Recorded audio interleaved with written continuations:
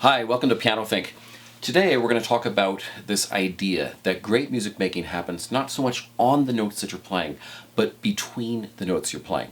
Now, that passage I just played is from a Haydn sonata, and it is basically non-stop 16th notes for a few lines. And we spent so much time trying to make everything, really clear and precise and incredibly even.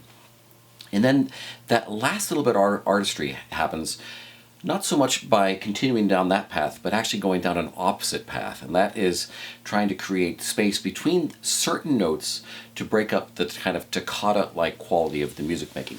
So if you listen really carefully, you're going to notice that in between some of the larger intervals of my right hand's playing, I'm adding microseconds of time as I go around some of the corners. So here's one. So when I go up to the high D, and the successive high notes, you're going to notice I take a tiny bit of time, not unlike driving and making a small change of your pace as you go around a corner.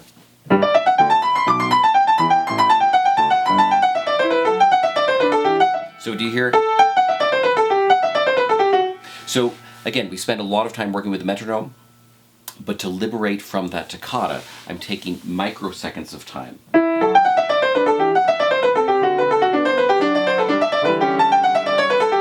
As I reach up to that high A, a question I like to ask is, how late can I be on that A without actually being late? It's kind of like when you're driving, and it's a 65 mile an hour speed limit. You can go 72 and it'll be okay. In this case, it's not so much that I'm going 65, but I'm slowing down to 60.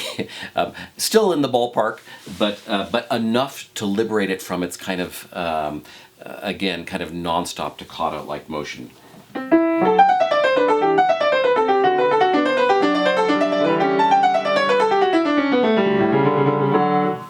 Remember, on the piano, we can play any two intervals at any speed, which is the easiest thing in the world. So I can play this to that, but it can be the most unmusical thing in the world because it's that kind of physicality of that large interval that we really want to hear in that expression of that ninth. So to play it exactly metronomically would actually rob it from its inherent musical quality.